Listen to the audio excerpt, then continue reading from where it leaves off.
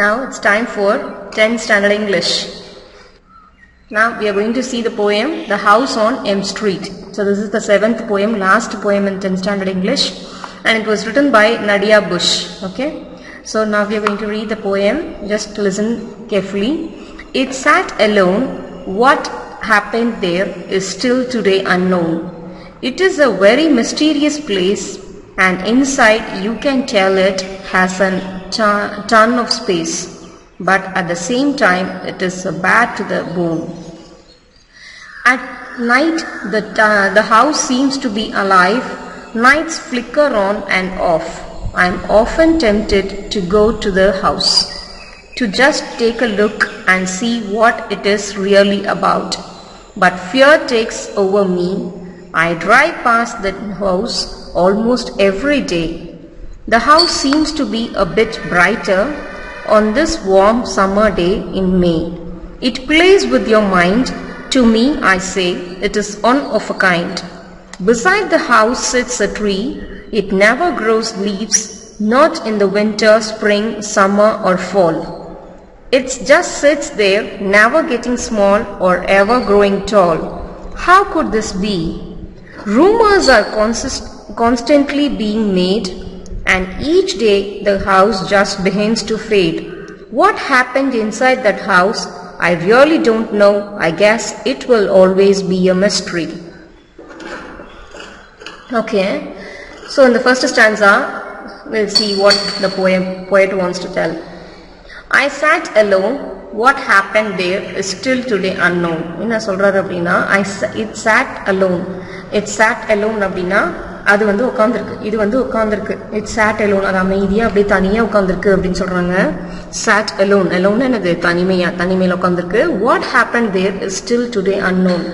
ஆனா என்ன நடந்தது, வாட் ஹேப்பன் என்னது, என்ன நடந்தது, there is still today unknown. இன்னும் வந்து அது இன்னும், தேர் இஸ் ஸ்டில் அப்படின்னா இன்னும் அப்படின்னு அர்த்தம். இன்னும் வந்து இட் இஸ் டுடே, இன்னும் வந்து அது வந்து இட் இஸ் அன்னோன். அன்னோன்னா யாருக்குமே தெரியல அப்படின்னு சொல்றாங்க. It is a very mysterious place, அது வந்து ஒரு வெரி விசித்திரமான ஒரு இடம் அப்படின்னு சொல்றாங்க. So and inside you can tell it has a ton of space.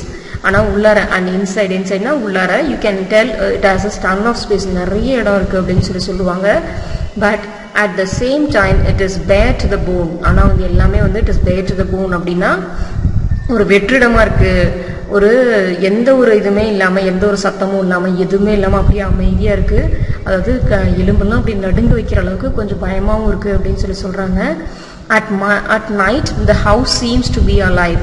ஆனால் நைட்டில் என்ன சொல்கிறாங்க அப்படின்னா, இந்த ஹவுஸ் வந்து உயிரோட வர மாதிரி இருக்குது அப்படின்னு சொல்கிறாங்க. Lights flicker on and half. நைட்டில் வந்து நைட் வந்து அப்படியே அணைஞ்சு எரியுதான். நைட் வந்து அணையுது எரியுது அப்படிங்கிறாங்க. I am often tempted to go to the house. எனக்கு வந்து ஐ எம் ஆஃபன் அப்படின்னா அடிக்கடின்னு அர்த்தம். டெம்ப்டட்னா வந்து என்னன்னா என்னை தூண்டுது, அந்த வீட்டுக்கு வந்து போக சொல்லி என்னை தூண்டுது, ரொம்ப தூண்டுதலாக இருக்குது எனக்கு அந்த ஹவுஸ்க்கு போகணும் அப்படின்னு சொல்லிட்டு. To just take a look and see what it is really about. ஒரு தடவை போய் பார்த்துட்டு தான் வரலாம், என்னதான் அங்கே இருக்குது, உள்ளார உண்மையாலுமே அங்கே என்ன இருக்குது, இது எதை பற்றி தான் கொடுத்து சொல்கிறாங்க அப்படிங்கிற விஷயம் நான் போய் பார்த்துட்டு வரேன் அப்படின்னு சொல்கிறாரு. But fear takes over me.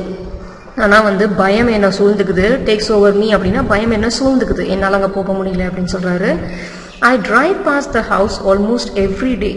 நான் ஒவ்வொரு நாளும் அந்த டிரைவ் பாஸ்ட் அப்படின்னா எனக்கு அதை கடந்து தான் போகிறேன், அந்த வீட்டை கடந்து தான் போகிறேன்.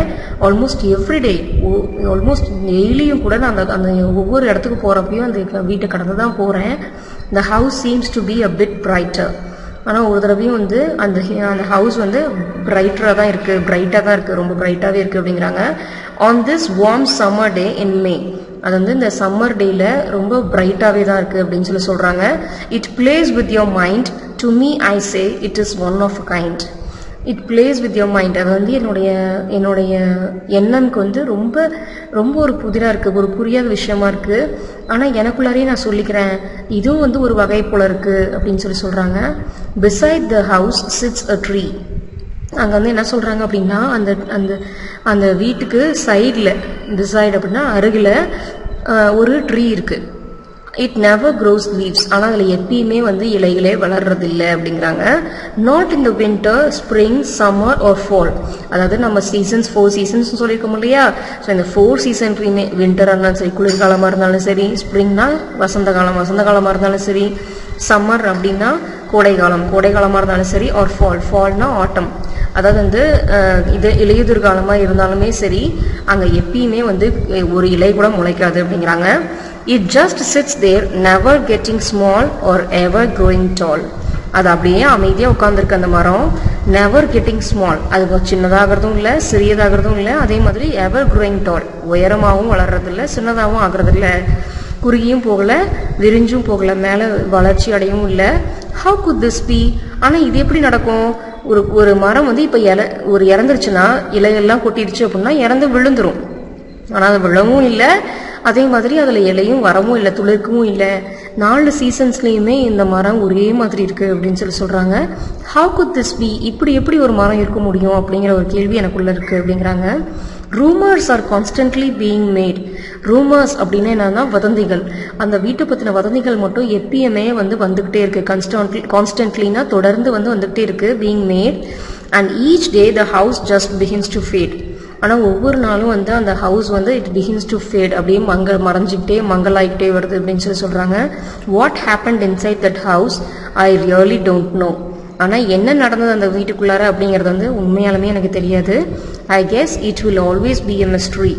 நான் என்ன யூகிக்கிறேன் அப்படின்னா, இது எப்பயுமே வந்து ஒரு புதிராகவே தான் இருக்கும் அப்படின்னு சொல்லி நான் உணர்றேன் அப்படின்னு சொல்லி அவர் சொல்கிறார். Okay, so it was written by Nadia Bush. So இவர் இந்த போயம் எழுதியிருக்காரு. It is about a house, ஒரு செக்லூடட், அது தனிமையாக இருக்கிற ஒரு ஹவுஸை பற்றி அவர் எழுதியிருக்காரு. Okay, thank you.